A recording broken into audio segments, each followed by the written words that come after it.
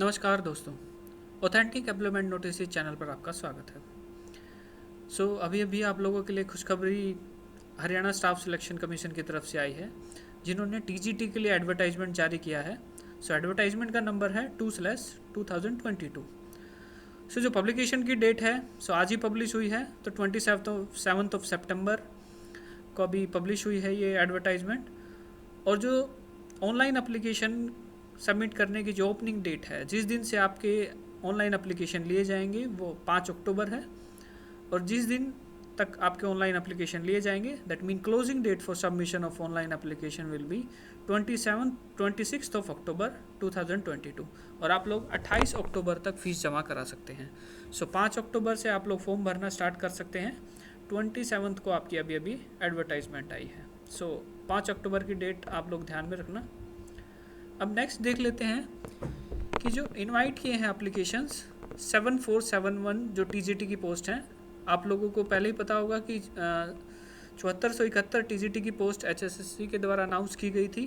कुछ दिन पहले हमने हमारे चैनल पर नोटिस डाला था, जिसमें बताया गया था कि नेक्स्ट वीक तक आपकी टीजीटी की पोस्ट आ जाएंगी। और इस वीक में आप लोगों को पता था कि मंडे को छुट्टी थी, तो ट्यूसडे को ही अब शाम तक की पोस्टें आ चुकी हैं, आप लोगों के सामने हैं। ये आपका यूआरएल एड्रेस दिया गया है, जिस पे आप क्लिक करके आप सीधे ऑनलाइन उस पेज पे आ जाएंगे, जिस पेज से आपको इसके लिए अप्लाई करना है। इस पे दिया गया है वही कि 5 अक्टूबर से आपका एप्लीकेशन प्रोसेस स्टार्ट होगा और 26 अक्टूबर तक 11:59 PM तक आप फॉर्म फिल कर सकते हैं। तो आप लोगों को फिल कैसे करना है फॉर्म, इसमें ये इंस्ट्रक्शंस दिए गए हैं। And there will be, if the online application candidate must check that they have filled the correct details. आप लोगों को बहुत ध्यान से फॉर्म को फिल करना है। और after the closing date of registration, मतलब रजिस्ट्रेशन होने के बाद और आफ्टर फॉर्म सबमिट होने के बाद आप लोगों को कोई चेंज या करेक्शन या मॉडिफिकेशन का मौका नहीं दिया जाएगा। ये यहाँ पे बोल्ड अक्षरों में मेंशन किया गया है। आप लोग कृपया सावधानी से अपना फॉर्म फिल करें। अब नेक्स्ट जो इन्होंने बताया गया है कि कैंडिडेट को कौन कौन सी चीज़ें अपने एप्लीकेशन फॉर्म में अपलोड करनी है। First of all, JPG form में आपको फ़ोटोग्राफ होनी चाहिए, और photograph must not be older than 3 months, मतलब 3 महीने से पुरानी आपकी फ़ोटोग्राफ नहीं होनी चाहिए। कलर्ड फोटोग्राफ होनी चाहिए, जिसका size 2 inch into 2 inch 2x2 की फ़ोटो होनी चाहिए। और बैकग्राउंड शुड बी वाइट, और उसका जो बैकग्राउंड है आपकी फ़ोटो का वाइट होना चाहिए। अल्टीमेटली जो फ़ोटो आप एचटेट में अपलोड करते हो, उसी टाइप की फ़ोटो आप इसमें भी अपलोड कर सकते हैं। ये कुछ डायमेंशंस दिए गए हैं, क्राइटेरिया दिए गए हैं फ़ोटो अपलोड करने के, कि आपकी फ़ोटो का जो हेड शुड बी कवर 80% आपका जो है हेड उसमें विजिबल होना चाहिए। और फोटो का जो रेजोल्यूशन है वो आपका 600 dpi के अराउंड होना चाहिए। मिनिमम 600 dpi आपका फ़ोटो का रेजोल्यूशन होना चाहिए। ठीक है, तो ये इंस्ट्रक्शंस दिए गए हैं।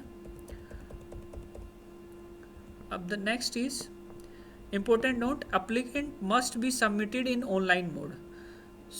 आप लोगों को पता होगा कि जो एप्लीकेशन फॉर्म है वो सब ऑनलाइन मोड में ही लिए जा रहे हैं। तो आप लोगों को ऑनलाइन मोड में एप्लीकेशन फॉर्म सबमिट करना है, ऑनलाइन मोड में ही होगा। और कोई भी हार्ड कॉपी आपको एप्लीकेशन के साथ जो है must be brought at the time when called upon two do और सो बाय। उसकी आपको एक प्रिंट आउट लेके रखना है, और वो प्रिंट आउट आपको स्टाफ सिलेक्शन कमीशन के द्वारा कभी भी आपसे मांगा जा सकता है। which have not been uploaded shall not be entertained. However, HSSC may ask additional document in support of already uploaded document. In support of DV जब आप वेरीफाई करवाने जाएंगे तो आपसे ये एप्लीकेशन फॉर्म मांगा जा सकता है। आप इसका प्रिंट आउट लेके ज़रूर रखें अपने पास। ओके, नेक्स्ट है कि special instructions for the filling of application form. URL address जो पहले दिया गया वही यूआरएल एड्रेस है आपके पास। इसके रिगार्डिंग आपके पास आप लोगों को मिनिमम एलिजिबिलिटी क्राइटेरिया जो है वो पता है कि एचटेट का सर्टिफिकेट होना चाहिए, और उस कंसर्न सब्जेक्ट में आपके पास अंडर ग्रेजुएशन की डिग्री होनी चाहिए। नेक्स्ट है कि टीजीटी मतलब trained graduate teachers. Group C की सर्विस है ये, and department of elementary education Haryana board में, हरियाणा में। एज का जो क्राइटेरिया है, it is around 18 to 42 years, मतलब 18 से 42 साल की जिनकी एज है वो इस फॉर्म को फिल कर सकते हैं। and the pay scale will be around 9300 to 34800. सो 9300 से 34,800 के अराउंड आपका पे स्केल रहेगा, जिसमें ग्रेड पे आपका होगा 4600 के around. So you will be getting a decent salary in that particular C grade job. So post का अगर डिटेल्स देखा जाए, so this is the important part for you guys, that post except district Mewat rest of Haryana. So ये rest of Haryana का post का bifurcation है. Category wise हम देख लेते हैं. सो नोट डाउन प्लीज़ कि ये मेवात कैडर की पोस्ट का बाइफर्केशन नहीं है, ये रेस्ट ऑफ हरियाणा की पोस्ट का बाइफर्केशन है. मेवात कैडर की जो पोस्ट आएंगी मे बी वो आपकी अलग एडवर्टाइजमेंट में आएंगी. सो अभी के लिए जो एडवर्टाइजमेंट आया है वो रेस्ट ऑफ हरियाणा की पोस्ट का बाइफर्केशन इसमें दिया गया है. सो 8 कैटेगरियाँ हैं, 1 से लेके 8 तक. सो फर्स्ट कैटेगरी में आपका TGT इंग्लिश का पोस्ट है, जिसमें कि जनरल कैटेगरी की 613 वैकेंसी हैं, SC की 297, BCA की 235, BCB की 133, EWS 175. अब आप लोग सोचोगे कि EWS पे स्टार क्यों लगा रखा है. दरअसल EWS पे स्टार इसलिए लगा रखा है क्योंकि सुप्रीम कोर्ट में अभी EWS के ऊपर अभी केस चल रहा है. सो जो EWS की पोस्ट हैं, these post although are being advertise, मतलब एडवर्टाइज की गई हैं, but being subject matter pending before the honourable supreme court. So अभी जो सुप्रीम कोर्ट पे जो केस चल रहा है, उसका जो भी जजमेंट आता है, उसके जजमेंट पे इन EWS की वैकेंसीज़ का जो उनके जजमेंट का जो निर्णय आएगा, उसके ऊपर इनका फ्यूचर डिपेंड करता है. सो सुप्रीम कोर्ट का जो भी निर्णय आता है, उसी के हिसाब से आपकी EWS की पोस्ट आगे एंटरटेन होंगी. सो ESM एक्स सर्विसमैन जनरल की 123 पोस्टें हैं, एक्स सर्विसमैन SC कैटेगरी में 35 पोस्ट, एक्स सर्विसमैन BCA में 36, एक्स सर्विसमैन BCB में 52. ठीक है, तो इस हिसाब से आपके टोटल नंबर ऑफ पोस्ट 1751 के अराउंड है. And next is category number 2 which is TGT home science. So general category की 27 वैकेंसी हैं, SC की 11, BCA की 8 और BCB की आपकी हैं, मैं आपको इसको जूम कर देता हूँ, BCB की हैं आपकी 6 और EWS की हैं 7 और ESM जनरल कैटेगरी की हैं 6, ESM SC कैटेगरी की हैं आपकी 2. सो इस तरह से TGT होम साइंस में आपकी टोटल नंबर ऑफ वैकेंसीज़ हैं 73. TGT म्यूज़िक की अगर बात करें तो जनरल कैटेगरी की 4 वैकेंसी हैं, SC की 2, BCA की 1, BCB की 1, EWS की 1 और टोटल है आपकी 10 vacancies. TGT physical science physical education, जिसमें कि जनरल कैटेगरी की 288 पोस्ट हैं, SC कैटेगरी की 139 पोस्ट हैं, BCA की 110 पोस्ट हैं, BCB की 62, EWS की 82 और टोटल नंबर ऑफ पोस्ट है आपकी 821. और TGT आर्ट्स, जिसमें कि जनरल कैटेगरी की 505 पोस्टें हैं, SC कैटेगरी की 245, BCA की 194, BCB की 109, EWS की 144, एक्स सर्विसमैन जनरल कैटेगरी में 101. तो इस हिसाब से आपकी 1443 पोस्ट हैं इसमें TGT आर्ट्स में. और नेक्स्ट है आपकी TGT संस्कृत. TGT संस्कृत की आपकी जनरल की 250 हैं और फिर 120 आपकी OBC की पोस्टें हैं, 120 आपकी SC कैटेगरी में पोस्टें हैं और BCA में है फिर नेक्स्ट पोस्ट है 96. तो इस हिसाब से आपका TGT संस्कृत में बाइफर्केशन है and the total number of post is around 714 number of post हैं. So next is TGT science वालों के लिए है. जनरल की 453 पोस्ट हैं, SC कैटेगरी में 220 पोस्ट हैं, BCA की 175 पोस्ट हैं, BCB की 98 एंड EWS की 130 and ex serviceman general 91 and ESM ex serviceman BCA is 26 and the total number of posts is around 1297 1297 पोस्टें हैं. और आखिरी जो आपका TGT उर्दू है उसकी पोस्टें आई हैं, जिसमें जनरल की 8 हैं, SC कैटेगरी की 4 हैं, BCA की 3 हैं, BCB की 2 हैं और EWS की 2 हैं. So total number of post आपकी 21 हैं. तो ये आपका पोस्ट का बाइफर्केशन है. प्लीज़ नोट कि ये रेस्ट ऑफ हरियाणा के लिए है, मेवात कैडर के लिए ये पोस्ट का बाइफर्केशन जो है वो आपका बाद में आएगा. सो रेस्ट ऑफ हरियाणा के लिए पोस्ट का बाइफर्केशन आपका ये दिया गया है. सो नेक्स्ट इज़ जो पोस्ट इन्होंने अनाउंस किए हैं, जैसे TGT इंग्लिश के लिए 1751 पोस्ट हैं. सो उनके लिए एलिजिबिलिटी कंडीशन, मतलब एलिजिबिलिटी कंडीशन क्या है कि आप लोगों के पास बैचलर डिग्री होनी चाहिए रिकॉग्नाइज यूनिवर्सिटी से, at least you have 50% marks. So आप लोगों के पास 50% मार्क्स होने चाहिए उसमें in English as a compulsory subject. So आपने अगर मान लो बीए किया है तो बीए में आपका English as a compulsory subject आपके पास होना चाहिए, ठीक है।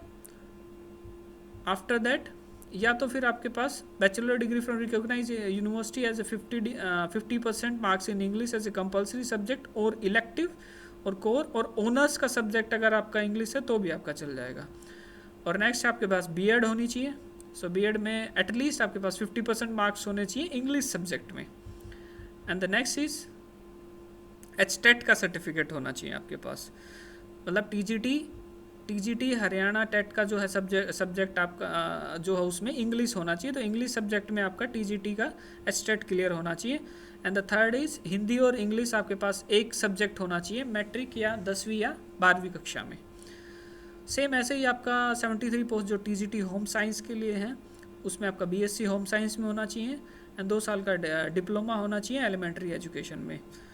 और इसका आपको नेक्स्ट इज कि आपके पास टेट होना चाहिए और आपके पास मैट्रिक में हिंदी और संस्कृत होना चाहिए। तो ऐसे ही इन सब सब्जेक्ट का है कि जैसे टीजीटी म्यूजिक है तो इससे रिलेटेड आपके पास डिग्री होनी चाहिए, फिजिकल एजुकेशन है तो इससे रिलेटेड आपके पास डिग्री होनी चाहिए, आर्ट्स है तो इससे रिलेटेड होनी चाहिए, और संस्कृत है तो उससे रिलेटेड होनी चाहिए। संस्कृत वालों के लिए लास्ट में इन्होंने एक स्पेशल नोट दिया है, वो अभी आपके एडवर्टाइजमेंट के बाद में डिस्कस करेंगे। सो कृपया आप लास्ट तक सुने इन्फॉर्मेशन। टीजीटी साइंस के लिए सेम वही है, बीएससी होनी चाहिए आपके पास या फिर 2 साल का डिप्लोमा होना चाहिए एलिमेंट्री एजुकेशन में। सो ये डिफरेंट कंडीशंस दिए गए हैं इन्होंने। And specially in case of BSc A combination of at least 3 subject out of the following, मतलब ये 5 सब्जेक्ट हैं बीएससी में, आपके पास इन 5 में से 3 सब्जेक्ट का कम्बिनेशन बनना चाहिए, या फिजिक्स केमिस्ट्री मैथमेटिक्स, या बॉटनी जोलॉजी केमिस्ट्री, या बॉटनी जोलॉजी मैथमेटिक्स, मतलब 5 सब्जेक्ट में से एटलीस्ट 3 सब्जेक्ट का कम्बिनेशन आपके पास होना चाहिए। इन केस अगर आपके पास ऑनर्स की डिग्री है in any of the above mentioned subject, the candidate must have studied other 2 subject in the first and second year of courses। अब कुछ बच्चों के पास जिनके पास ऑनर्स की डिग्री है, जैसे दिल्ली यूनिवर्सिटी में आपके ऑनर्स की बीएससी ऑनर्स केमिस्ट्री है, बीएससी ऑनर्स फिजिक्स है, बीएससी ऑनर्स बॉटनी है, हरियाणा के भी जैसे एमडीयू में भी आपके ऑनर्स बीएससी ऑनर्स करवाते हैं। तो उसमें क्या होता है कि आप 3 साल जैसे आप बीएससी ऑनर्स केमिस्ट्री कर रहे हो तो 3 साल मोस्टली जो फोकस रहता है वो आपका एक सब्जेक्ट पे रहता है, but first and second year में आपके पास एटलीस्ट 2 सब्जेक्ट और होने चाहिए जो आपने पढ़े हुए हों, तभी आप इसके लिए एलिजिबल हो पाएंगे टीजीटी साइंस के लिए। सो नेक्स्ट इज आपका एस्टेट होना चाहिए टीजीटी में साइंस में, और मैट्रिक में आपके पास हिंदी या संस्कृत होनी चाहिए, 10+2 में आपके पास हिंदी एक सब्जेक्ट होना चाहिए। सिमिलरली सेम ये आपके उर्दू के लिए भी है। अब नेक्स्ट है इसी में ही दिया गया है मेवात कैडर के लिए। मेवात कैडर के लिए पोस्ट का बाइफर्केशन दिया गया है 9 to 18। सो वो आपका 1 से 8 तक था, और ये मेवात कैडर के लिए है 9 to 18। सो 9 to 18 में क्या है, टीजीटी हिंदी की पोस्टें दी गई हैं, जनरल कैटेगरी की 38 पोस्टें हैं, एससी कैटेगरी की 18 पोस्टें हैं, बीसीए की 14 हैं, बीसीबी की 8 हैं, ईडब्ल्यूएस की 11 हैं। So total number of post are around 106। Similarly TGT Sanskrit में आपके टोटल नंबर ऑफ पोस्ट हैं 212। टीजीटी उर्दू ये आपकी रेस्ट ऑफ हरियाणा में भी थी और मेवात कैडर में भी हैं, 100 पोस्टें हैं। टीजीटी हिंदी की आपकी रेस्ट ऑफ हरियाणा में नहीं थी, मेवात कैडर में अनाउंस की गई हैं। टीजीटी साइंस की आपकी रेस्ट ऑफ हरियाणा में थी और मेवात कैडर में भी हैं, ये 234 नंबर ऑफ पोस्ट हैं। टीजीटी मैथमेटिक्स की ओनली मेवात कैडर में है, ये आपकी 93 हैं। टीजीटी म्यूज़िक की दोनों में है, इसमें 1 पोस्ट दी गई है। टीजीटी फिजिकल एजुकेशन इसका भी आपका दोनों में दिया गया है, मेवात कैडर में भी और रेस्ट ऑफ हरियाणा में भी। यहाँ पे मेवात कैडर में आपकी टोटल नंबर ऑफ पोस्ट हैं 246। टीजीटी आर्ट्स की सिमिलरली दोनों में दी गई हैं 260 हैं मेवात कैडर में। टीजीटी सोशल स्टडीज़, सो जिन्होंने टीजीटी सोशल स्टडीज़ में जिनका एचटेट क्लियर है टीजीटी में से रेस्ट ऑफ हरियाणा में उनकी वैकेंसीज नहीं आई हैं, बट मेवात कैडर में उनकी वैकेंसीज आई हैं, तो वो मेवात कैडर में अप्लाई कर सकते हैं। उनकी टोटल नंबर ऑफ पोस्ट हैं 83, जिनमें जनरल की हैं 30, एससी की हैं 14, बीसीए की हैं 10 और बीसीबी की हैं 6 एंड ईडब्ल्यूएस की हैं 8। एंड टीजीटी होम साइंस की दोनों कैडर में है and total number of post in Mewat cadre is around 6। So similarly EWS के लिए वही कंडीशन है जो अभी डिस्कस की गई थी पहले वीडियो में, कि सुप्रीम कोर्ट का जो जजमेंट आएगा उसके ऊपर डिपेंड करता है कि EWS का पोस्टों का बाइफर्केशन रहेगा या फिर नहीं रहेगा। ओके, सो नेक्स्ट वही आपका कि इसमें कौन कौन से आपको डिग्री चाहिए है, एस्टेट चाहिए है, एंड आपको 10th और 12th में हिंदी या संस्कृत आपके पास सब्जेक्ट होना चाहिए। सो ये आपकी एलिजिबिलिटी की कंडीशन है। सो नेक्स्ट देख लेते हैं। इसके बाद BSc में सही वही TGT साइंस के लिए इन 5 सब्जेक्ट में से आपके पास 3 सब्जेक्ट का कॉम्बिनेशन होना चाहिए। नेक्स्ट है अभी 16 नंबर ऑफ कैटेगरी हो चुकी है, 17 and then 18 number of category. Okay, teaching experience. So experience for socio-economic will be considered only after acquiring the essential qualification. So essential qualification होगी तभी आपका socio-economic के नंबर जुड़ेंगे, along with details of salary of the concerned post. The experience must be countersigned by the district education officer, district elementary education officer of the concerned districts. So ये आपका teaching experience का के बारे में बताया गया है। So relaxation in the age, ये रिलैक्सेशन का क्राइटेरिया है। रिजर्वेशन जो मैंने अभी डिस्कस किए गए हैं कि किस कैटेगरी की कितनी नंबर ऑफ पोस्ट हैं, तो इसमें उनका रूल्स के बारे में बताया गया है। So next is details of fees. So 1 से 18 के लिए 1 से 8 कैटेगरी तक आपका रेस्ट ऑफ हरियाणा कैडर में वैकेंसीज हैं, और 9 से लेकर 18 तक आपके मेवात कैडर में। बट जो फीस है जनरल कैटेगरी की मेल और फीमेल के लिए 150 रुपीज़ है। फीमेल जो कि हरियाणा की रेजिडेंट्स हैं उनके लिए 75 है। SC BC और EWS कैंडिडेट हैं जो हरियाणा स्टेट के, मेल के लिए 35 रुपीज़ है और फीमेल के लिए 18 rupees fees. So the fees के जो चार्जेस हैं वो नॉमिनल हैं आपके। अब जो TGT संस्कृत के लिए जो अप्लाई कर रहे थे, जिन्होंने पहले अप्लाई किया था, जो एडवर्टाइजमेंट नंबर थी आपकी ओल्ड एडवर्टाइजमेंट 2/2019 एंड 2/2019 जो रेस्ट ऑफ हरियाणा और मेवात कैडर की थी, उनके लिए एक नोटिस है कि जिन्होंने इन पोस्ट के अगेंस्ट तब अप्लाई किया था, that is the against this post no recruitment process could be initiated. मतलब ये जो पोस्ट है इनके अगेंस्ट कोई भी रिक्रूटमेंट का प्रोसेस अभी इनिशिएट नहीं किया गया है। मतलब इनके ये जो पोस्ट हैं इनको नहीं आगे इनका रिक्रूटमेंट का प्रोसेस स्टार्ट नहीं किया गया, and the same work cancelled. तो ये जो एडवर्टाइजमेंट नंबर है ये इन्होंने कैंसिल कर दी है। जो नोटिस निकाला था 31 मई को 2019 में। So the candidate who had earlier applied against the above category, जिन कैंडिडेट ने इन एडवर्टाइजमेंट में अप्लाई किया है, and whose details are available on the website of Haryana staff selection commission. तो हरियाणा स्टाफ सिलेक्शन कमीशन की वेबसाइट पे आपकी डिटेल्स अवेलेबल हैं।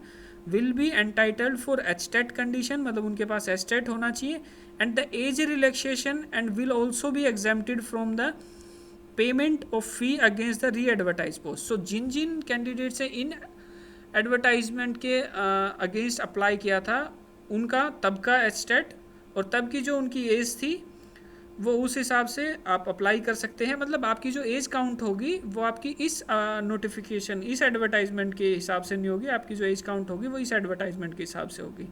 सो आप लोगों को, लेकिन इसमें ये बताया गया कि आप लोगों को जो अप्लाई है वो दोबारा से करना पड़ेगा। फ़ीस आपको भरने की ज़रूरत नहीं है। फ़ीस जो है वो आपने जब उस टाइम अप्लाई किया होगा तो आपके पास कोई चालान होगा या फ़ी की रिसिप्ट होगी, वो आप इस पे दोबारा से अपलोड करके आप अपना फॉर्म सबमिट कर सकते हैं। तो फीस आपको दोबारा भरने की ज़रूरत नहीं है। So criteria for selection, examination and syllabus. So 12th column ये है आपका। सो इसमें पैटर्न क्या रहेगा कि 100 नंबर का आपका टोटल स्कीम होगी मार्क्स की, जिसमें से रिटर्न एग्जामिनेशन के आपके 95% मार्क्स होंगे। Socio economic criteria and experience के आपके 5 नंबर होंगे। सो syllabus for the return examination that is 95% जो आपके मार्क्स होंगे वो आपका बाद में इशू किया जाएगा। अभी आपका सिलेबस इशू नहीं किया गया है, अनाउंस नहीं किया गया है, एंड उसकी जो डिटेल्स हैं वो आपकी HSSC.gov.in जो वेबसाइट है उस पर आपकी अवेलेबल हो जाएगी। सो 5% जो वेटेज है सोशियो इकोनॉमिक क्राइटेरिया के लिए shall be provided to the candidate fulfilling various socio economic criteria. So जो ये सोशियो इकोनॉमिक क्राइटेरिया फुलफिल करेंगे उनको आपका ये 5% मार्क्स दिए जाएंगे, मतलब 100 में से 5 नंबर दिए जाएंगे और 95 मार्क्स का आपका रिटर्न टेस्ट होगा। सो जो अप्लीकेंट बोनाफाइड रेजिडेंट हरियाणा की, उनको ही 5 नंबर दिए जाएंगे। सबसे पहली बात ये, नाइदर ही हिमसेल्फ और nor any person from amongst the applicant family. अब ये है कि इनमें से जो भी अप्लीकेंट है और उनकी फैमिली में जो भी मेंबर हैं, फैमिली में मतलब अप्लीकेंट खुद या उनकी वाइफ, अगर जैसे उनकी शादी हो रखी है और शादी नहीं हो रखी है तो वो, और उनके पेरेंट्स माता या पिता, उनमें से कोई किसी की भी गवर्नमेंट जॉब नहीं होनी चाहिए। और एनुअल इनकम क्या है फैमिली की आपकी 1,80,000 से ज़्यादा नहीं होनी चाहिए। So it should be less than 1,80,000, 1,80,000 रुपये से कम होनी चाहिए। और जो आपकी इनकम है, ये फैमिली की इनकम, वो आपकी वेरीफाई की जाएगी परिवार पहचान पत्र में, जिसमें अभी लेटेस्ट परिवार पहचान पत्र में आपकी फैमिली की इनकम अपडेट की गई है। तो जो इनकम है वो आपकी वहाँ से वेरीफाई करवा ली जाएगी। And the definition of family for the purpose of this sub clause shall be under. So family का मतलब क्या है, जो मैंने आप लोगों को बताया कि कैंडिडेट, उसके पेरेंट्स, माता पिता, और अगर शादी हुई है तो उनकी वाइफ। सो ये फैमिली का आपका मतलब है। और अगर भाई की शादी नहीं हुई है तो फिर ब्रदर भी आपकी फैमिली में आ जाए। अगर वो शादीशुदा है तो he should not be count as your family member. So next है, if the applicant being a bona fide resident of Haryana, if she is a widow, the first or the second child and his father had died before attaining the age of 42 की as से पहले अगर उनके father की death हो गई है, and वो अगर दूसरे चाइल्ड हैं तो भी आपका 5% जो मार्क्स है उनके लिए आप लाइबल हैं। एंड द फर्स्ट और second child and his father had died before the applicant had attain the age of, या फिर अप्लीकेंट की एज के 15 ईयर्स की एज अटेन करने से पहले ही अगर उनकी फादर की डेथ हो गया तो भी वो 5% जो मार्क्स हैं उसके लिए एलिजिबल होंगे। सो ये डिफरेंट आपकी कंडीशंस दी गई हैं, ये कंडीशंस आप लोग पढ़ सकते हैं। अगर किसी को कोई डाउट है तो आप कमेंट सेक्शन में आप कमेंट कर सकते हैं, आप लोगों को क्लैरिफाई कर दिया जाएगा। So this is all about that TGT notification, that is advertisement number 02/2022, and इसमें इन्होंने ये सब दिया है। एंड एक्स सर्विसमैन के लिए ये डिफरेंट कंडीशंस को इन्होंने एलेबोरेट किया है कि इनका क्या मतलब है। अब डॉक्यूमेंट जो आपको अपलोड करने हैं एप्लीकेशन फॉर्म के साथ, सो आपको पास ये डॉक्यूमेंट होना चाहिए। फर्स्ट ऑफ ऑल आपके पास मैट्रिकुलेशन की सर्टिफिकेट होनी चाहिए, जहाँ से ये लोग आपकी डेट ऑफ बर्थ वेरीफाई करेंगे। अगर आप कैटेगरी के अंडर अप्लाई कर रहे हैं then you must have scan copy of SC, BCA, BCB, EWS, ESP, ESM और PWD। सो अगर आप कैटेगरी के अंडर अप्लाई करें तो आपके पास इनकी सर्टिफिकेट होनी चाहिए।